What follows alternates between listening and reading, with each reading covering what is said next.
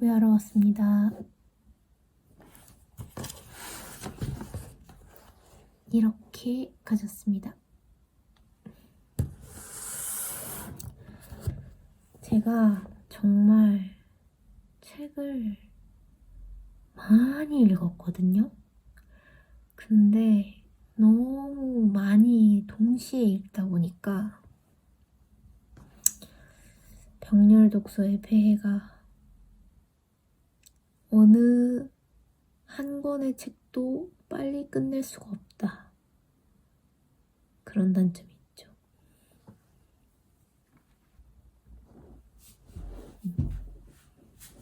이게 낫겠어. 제가 최근에 다양한 감정들을 겪으면서 소설책을 읽고 싶지 않다 뭐 이런 생각을 했어요. 그래서 손을 놓은 지 좀 됐는데 이 손을 놓기 이전에 읽었던 제가 재밌게 읽었던 소설책 몇 권과 또 에세이 그리고 자기계발서 한 권을 추천해보고 싶습니다. 네. 먼저 소설책.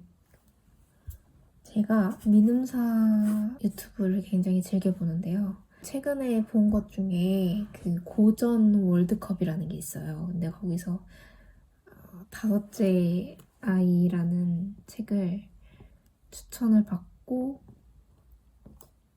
중고 서점에서 굉장히 싼 가격으로 구매를 했어요. 이 책은 도리스 레싱 작가가 쓴 책이고 판을 보면 40세 2014년에 펴낸 책을 제가 산 거예요. 그래서 7,000원이었습니다. 지금은 조금 더 비싸요. 근데 이 책이 너무 무서워. 아니 무섭다고는 했지만 이렇게 좀 약간 설명하기 힘든 기괴함?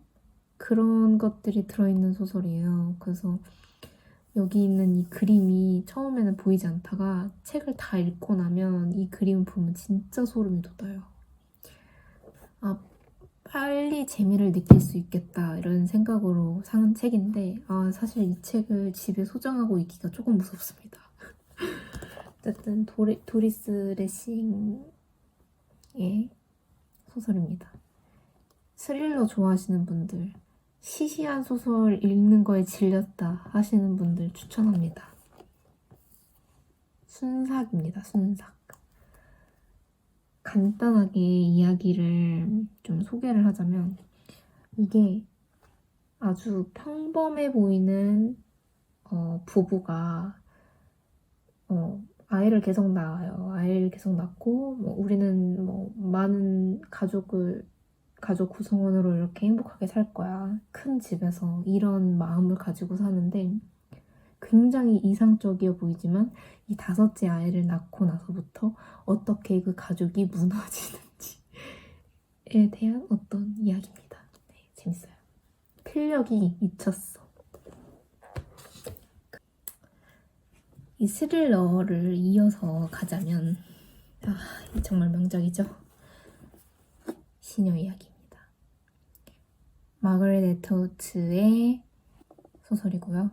이 소설도 굉장히 많은 분들이 추천을 한 소설이기 때문에 많은 말 하지 않겠습니다.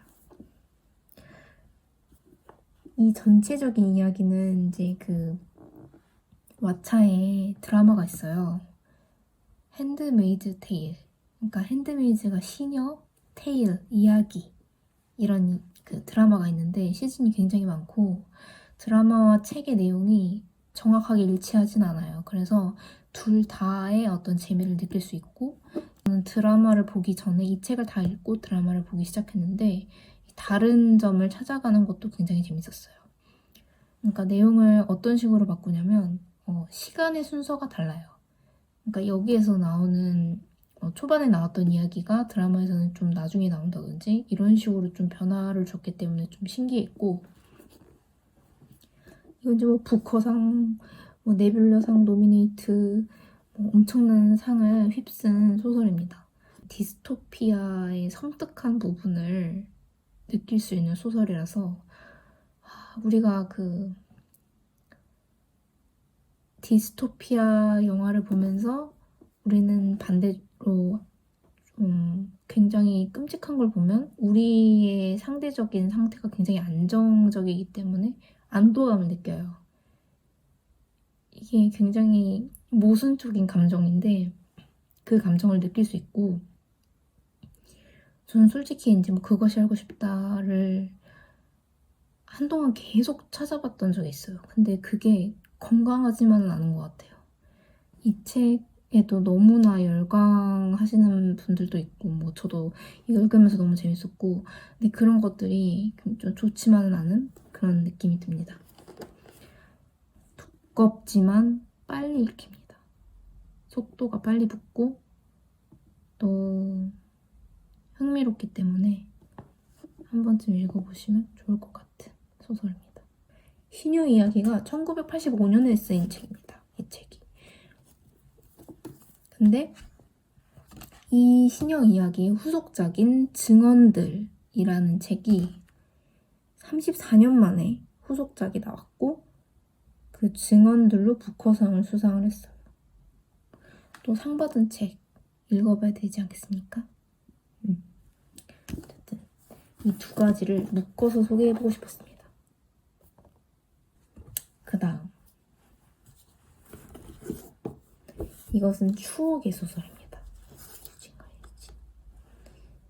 이 책은 제가 중학교 때 필독도서였던 걸로 기억을 하는데 지금은 신판이 나왔고 저는 중고서점에서 구판으로 구매를 했어요. 책 모임에서 이 책이 선정이 돼서 읽게 됐는데 정말 예전에 읽었던 게 하나도 기억이 안 날 만큼 다 까먹어서 굉장히 새롭게 읽은 책입니다.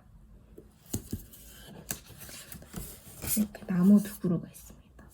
유진과 유진이죠. 그래서 이 책은 너무나 다른 환경에서 자란 유진이가 서로 친구가 되면서 서로의 어떤 아픔을 털어내고 위로가 되고 또 친구가 되어주는지 그런 과정들을 볼 수 있는 책이고, 마지막에 인터뷰를 한 부분이 이렇게 뒤에 이렇게 실려 있는데 뒤에 나온 인터뷰 내용이 달라요. 친구들이랑 이야기를 하는데 이 작가의 말이 굉장히 저한테는 충격이었던 거예요. 이때는 밝히지 않았던 사실을 심판에 수록된 인터뷰에서 밝히거든요, 작가님이. 다시 읽으면 좀 유치할 수도 있지만 저한테는 너무너무 소중한 소설이 됐어요. 안아주고 싶은 그런 소설입니다. 오랜만에 좋은 소설 다시 읽은 느낌이에요. 그리고 다음은 자기계발서입니다.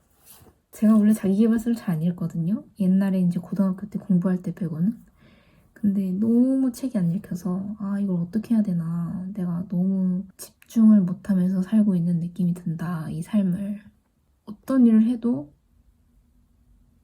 쉽게 집중하기 어렵고 글이 읽어지지 않고 이러는 게 굉장히 심각하다라고 생각이 들어서 어떻게 하면 좋을까 고민을 하다가 Deep Work라는 책이고요. 이 책은 집중을 해야 된다. 결과적으로는 그런 이야기인데 어떤 식으로 집중을 해야 되는지에 대해서 쓰인 책입니다. 좀 기술적인 책이라서 읽는 데는 별로 오래 걸리지 않지만 필요한 시간이었습니다. 그래서 아주 이렇게 플래그를 엄청 붙였는데 이제 나중에 다시 보려고 붙인 건데 지금 연체돼가지고 지금 빨리 다시 봐야 돼요. 여러분 그 핸드폰 하면서 글 막 대충 읽고 넘기고 막 이러다 보면은 여러분 난독증이 생깁니다. 그 난독증이 굉장히 골치 아픈 거예요. 일을 할 때도 난독이고 좀 중요한 서류를 봐야 되는데 거기에 대해서 집중력이 떨어져서 결과적으로는 머릿속에 쓰레기만 남게 되는 거예요. 제가 느꼈던 어떤 그런 경험이기 때문에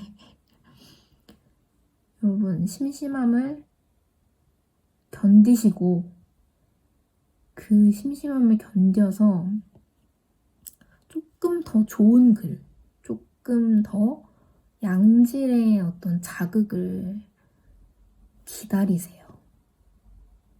아니면 좀 주의 깊게 바라보고 찾으세요. 그래야 그 내가 듣고 보고 읽은 좋은 것들이 내가 됩니다. 네. 결국 저에게 하고 싶은 말입니다. 바로 이 책입니다. 착한 척은 지겨워. We are the 3.5%. 3.5%의 움직이는 사람들이 되자. 결국 제목 보고 샀습니다. 정말 착한 적은 지겨워. 저의 퍼스널리티와 비슷한 그런 책이기 때문에 아니나 다를까 이 책은 정말 시니컬하고 정말 회의적이고 이렇게 그림이 일러스트가 수록이 되어 있고요. 예쁜 일러스트는 아니에요. 다 좀 풍자적인 그런 책들이기 때문에, 이 내용이기 때문에 첫 번째로는 읽을 맛이 난다. 두 번째로는 진짜 다 받아 적고 싶다. 결국 예쁘다, 책이. 이 작가님은 아시죠? 이 작가님은 아무튼 비건을 쓰신 분이고요. 시는 내가 홀로 있는 방식. 페르난도 페소아의 번역가이십니다. 이 시집 저희 인생 시집입니다. 이 시집 진짜 너무 좋아. 미쳤어. 이 시집 정말 추천합니다. 너무 재밌어.